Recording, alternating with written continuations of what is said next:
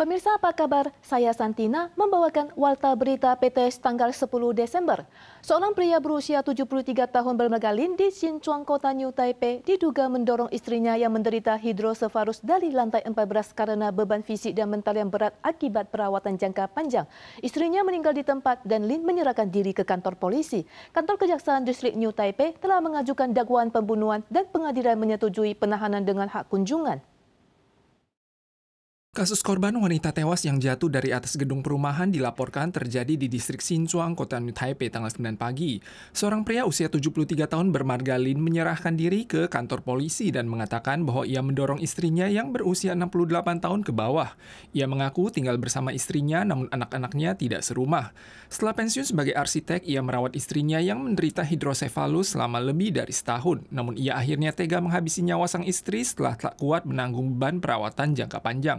68岁民众其实他就已经有符合其中一个65岁以上的个案。那如果说他评估是失能的话，基本上他其实我们是鼓励一般民众他其实是可以打1966来申请我们相关的一个长照服务。 MOHW menyatakan usia korban telah memenuhi syarat pendaftaran perawatan jangka panjang versi 2 saat ini. Guna memfasilitasi kaum lansia, versi 3 berikutnya akan diperluas hingga mencakup pasien stroke dan kanker stadium akhir.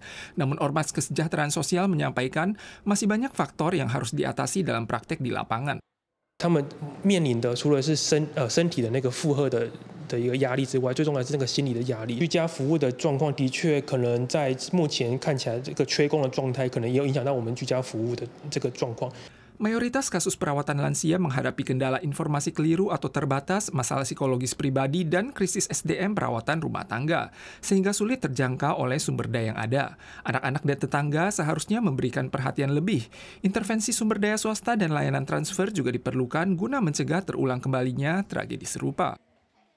Sepasang ibu dan anak perempuan di Neihu kehilangan 12 juta dolar Taiwan karena tertipu investasi palsu. Ketika merapor polisi, mereka malah mendapat sindiran dari polisi dan akhirnya bunuh diri di rumah. Kantor polisi distrik Neihu membenarkan ada kesalahan dalam penyataan dan petugas ini akan diserahkan untuk diproses secara hukum.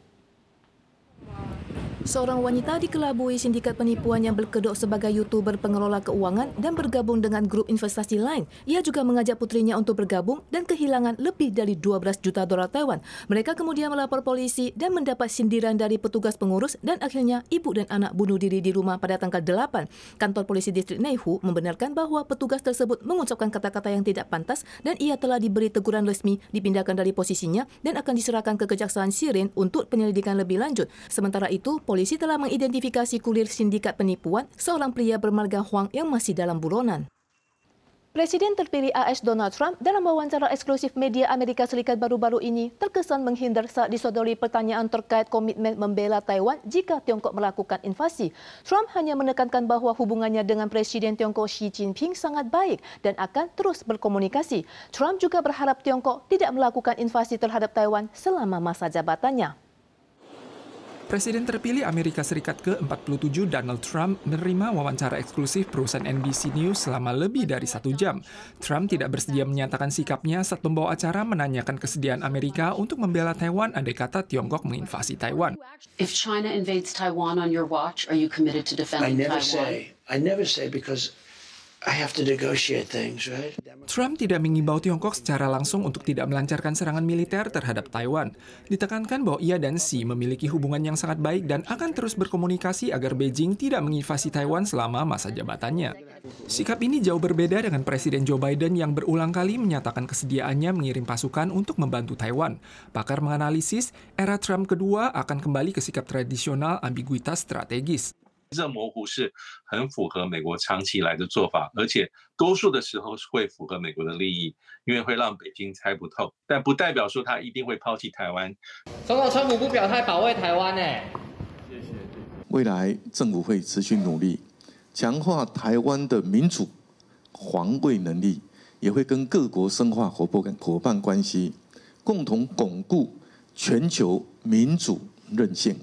Presiden Lai Ching-te menghadiri acara pada Hari Hak Asasi Manusia Sedunia dan menegaskan kembali dalam pidatonya bahwa Taiwan berada di garis terdepan dalam membela demokrasi dan akan terus memperkuat kemampuan pertahanannya serta memperdalam kemitraan dengan negara sahabat di masa depan.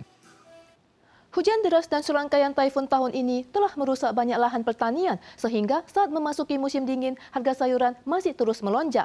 Pekan lalu, rata-rata harga sayuran di pasar grosir Taipei menembus $60 Taiwan per kilogram. Kementerian Pertanian menyatakan mereka akan terus menyuplai stok sayuran dari penyimpanan dingin dan harga sayur diperkirakan mulai stabil setelah pertengahan Desember.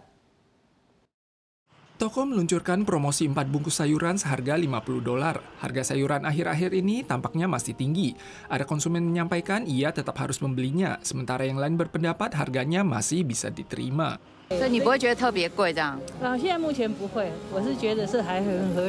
Seberapa mahalkah harga sayuran di musim dingin?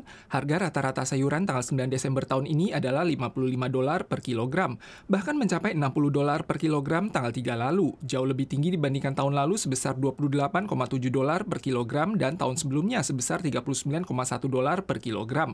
Harga rata-rata bulan November tahun ini juga jauh lebih tinggi dibandingkan tahun lalu dan tahun sebelumnya. MOA menyampaikan akan terus mendistribusikan sayuran dingin dan produksi sayuran juga akan meningkat secara bertahap.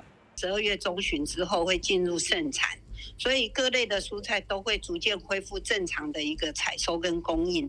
Menanggapi harga kol yang saat ini menembus $100 per buah, Ditjen Pertanian dan Pangan menyatakan akan terus bekerja sama dengan toko grosir dan supermarket waralaba guna memasok kol di 1.572 lokasi dengan harga terjangkau.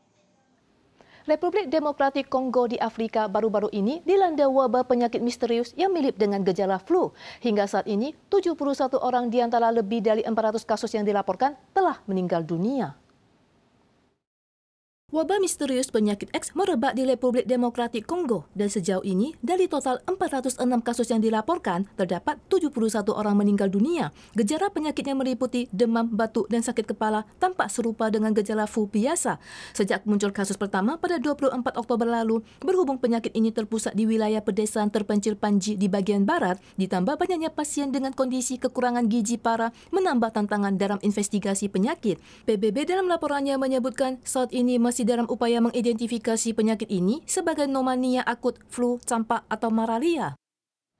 Para pemirsa sekalian, sekian Warta Berita PTS. Selanjutnya mari kita saksikan ritual eksorsisme di Guatemala. Kita soal lagi di lain kesempatan, tentu saja dalam waktu dan acara yang sama.